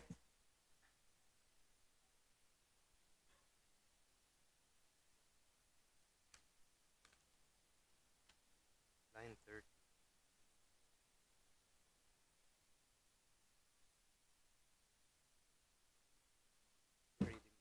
Yeah. So this is the trainers, di ba? Yung concern ninyo. So, ma'am, what is your recommendation here? Sir, if the bill po ay concerning appropriation of funds, so probably the bill can cover po these expenses po ng Bureau instead of we will be proposing another fund po to perform this function po, if this will be acceptable po sa Yes, committee. actually, yes, I understand, ano, because BPI is tight on on cash. So, yeah, because kasi nakalagay dito na it's chargeable to your to your account. So, but realistically kasi BPI talagang medyo limited yung pera. So, I guess we will put, well, baka chargeable to the yung 500 na proposed, 'di ba? Yeah, but of course, if Attorney Tricia Baraan will allow the need, at least, attorney, narinig mo yung need dito. So there is DBM, we need DBM's help here. Si Attorney Tricia. Yes, good afternoon again, Mr. Chair. Regarding po dun sa creation of offices and plantilla positions po, no, if I understand it correctly, malilipat na po sa DTI yung function. Tama po ba? Hindi. Parang kasing we will be requiring BPI na for training. So, unfortunately, kung chargeable sa budget nila, hindi kakayanin, di ba? Yung regular budget nila, on a yearly basis. So, anyway, baka mapag-aralan ninyo, di ba? For reconsideration. Noted. Regarding the same po, if the training is within the mandate of the DTI po, then they can always propose naman po in their annual budget proposal, and then we will evaluate kung pwede pong masama sa... Sige, anyway, if we do pass this this law, it justifies your need, di ba? So, mas madali yung But anyway, we'll find the ano no, yung the proper solution then for this. Kasi I understand even sa DA medyo hirap na eh. It's tight for DA, 'di ba, to finance these programs. But anyway, we'll find the means for this. So any other concerns from the agencies? Yes, Sir Frederick from DOST. Thank you, Mr. Chair. So, clarify ko lang po yung duties po ng PMO on database management for banana. So, yung PMO po to be attached on DA, but based on the TWG discussion is parang yung data management sana ng banana industry will be handled by the Philippine Banana Center that will be established. So, ayun. Okay. So Will it be passed on po sa center or maintain po ba sa PMO duties ng management? yeah, I think I think we have a problem still with DBM kasi their resistance to the creation of the PMO. But definitely there will be databasing. It will be, I think, BPI now managing this one. So kaya ninyo, ma'am? Kakayanin ninyo? Yes po. Currently, we are managing the database for RISE. So probably we can just integrate if we have the system na po, Mr. Chair. So we can find ways po to integrate this the data for this one po. So we'll find a way, Yes. Mr. Sige, Chair. ma'am. But Sir Frederick, meron ba kayong Did you have any suggestions on this matter? Yung parang recommendation ko pa personally is to be attached. Wala po kasi siya dun sa duties ng Philippine Banana Center nung initial review ko po. Pero baka upon checking po. Ayun. Sige. Anyway, we will take note of your your concern on this matter. So, yeah. Sige, ma'am. Go ahead. Mr. Chair, yes, we are ready to handle din po the database. But meron po rin kaakibat na funding. So that's another concern pa rin po. But we are ready po with funding po, Mr. Chair. Thank you po. Okay. So, sige. Thank you. We take note of that. And then we'll take note also of the concerns of the OST. Yeah. So, yeah. Yes, Sir Frederick. Sige lang. May last na lang po, Mr. Chair. Based din po dun sa initial discussion po natin on the roadmap po ng Philippine Banana Industry Roadmap. So yung sa council po kasi is to formulate 3-year nga po ang na-discuss natin. Pero based po sa section 5 is mag-create po sila ng roadmap for 3, 6, and 9 years para hanggang long term siya. So clarification lang po kung ano po ba talagang parang coverage ng roadmap na i-craft ng council. Ayun po. Thank you. Yes, thank you. So, I think siguro Kong JM, you're okay that we tailor it to yung similarly to like rice, di ba? The rice industry, di ba? So we could amend this para Yes. mas madali, di ba, for everyone. Para Makes more uniform na sense. rin, di ba, Yes. yung Your recommendation, Sir Frederick. What's your recommendation? Kung ano po yung pinaka-target natin na long term ideally po is yun yung duration ng roadmap po. Para since it was also proposed na it will be renewed or reviewed every 3 years. So I think okay naman po yun. Okay, sige. Thank you. Okay Yes. with you, Kong Jem? Chair, that's okay. Yeah. So, okay na. I guess, everyone is in support of this, subject, of course, to the concerns by every agency today, and then subjective to the submissions of the position paper. So I think wala na naman tayong hintayin pa. We will, of course, respect and await the position papers of the different agencies with us today. So with that, Kong Dale. Thank you, Mr. Chair. With that, Mr. Chair, I would like to move for the approval of the substitute bill, an act strengthening and revitalizing the banana industry in the Philippines and appropriating funds, therefore, subject to amendments and style. Thank you, Mr. Chair. Yes, second? Any second? Second. Any objections? There being none, we hereby approve in principle, subject to style and proposed amendments. All resource persons are requested to submit their position papers. We hope that within the next 2 weeks, kakayanin for inclusion in the final draft of the proposed substitute bill. The proposed substitute bill is hereby approved. Mr. Yes, Chair, I would Honorable- like also to move for the approval of the committee report, Mr. Chair. Yes, subject to the submission. Yes. With that, Kong Dale.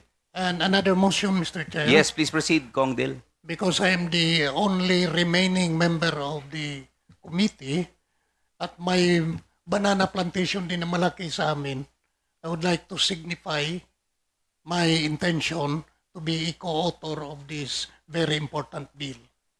Thank you, Mr. Chair. Yes, thank you. So, I second. yes, there's a motion to include the Honorable Dale Corvera to be considered as a co-author of the proposed substitute bill. Being duly seconded, Second the there being no motion. objections, motion is hereby approved.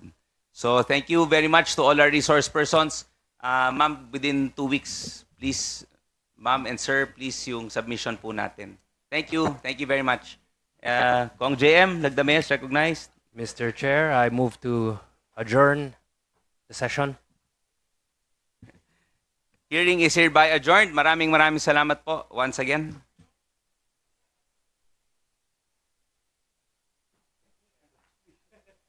Anyway, let's work on the refinement.